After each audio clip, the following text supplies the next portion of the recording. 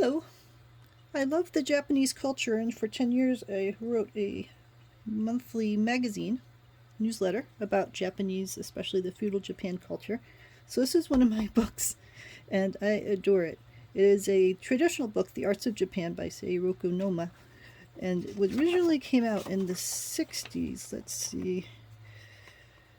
Originally came out in 66. This copy that I have is later from 1988. So, but it's the same content, of course. The whole thing is glossy and has a lot of color pictures in it, and there is a ton of text and descriptions in here. Now, you could say that in the 60s, they might not have found as many items to be able to feature, or maybe they didn't quite understand some of the relationships between the different cultures as well as they do now. But those things aside, there is a lot of information in here about the types of art that was found in the early days, or from the early days. The pictures they have of historic buildings. And maybe in some modern books they might have more of these pictures in color, but I don't mind that. I think you get a lot of the detail in the black and white images. And I mean, if you have this book and then you have 10 other books on Japanese art too, I consider that a good thing, because each one is going to describe things differently and feature different kinds of statues or paintings or so on in them. And they'll probably cover a number of the same main topics, but I like hearing different people's points of view about why things were important or how things relate to each other or what they know about the artists. So there is a lot of information in here.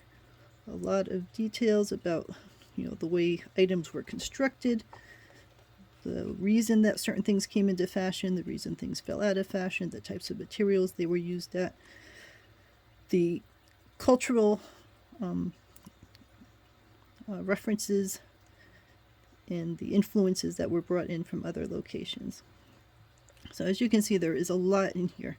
Again, one issue I might have is that a lot of them are black and white, and I'm okay with that.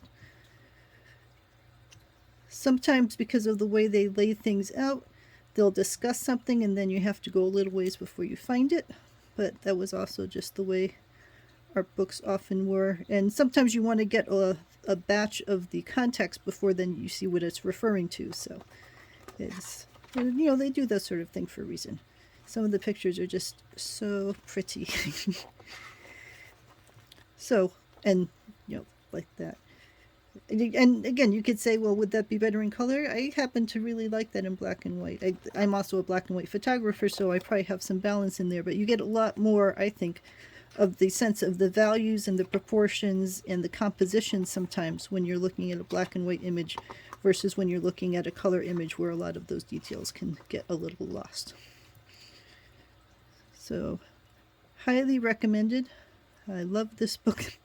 And it's the kind of book that you can read at one point in your life and get some things out of it, and then when you read it later, you realize that there's a whole section in here that you didn't really pay attention to the first time through, and now resonates with you and has a lot of meaning. And then, they've got the glossary and the other kinds of details in the back. So well recommended. There's a reason that this has such a great reputation, and it's worth having a copy of it.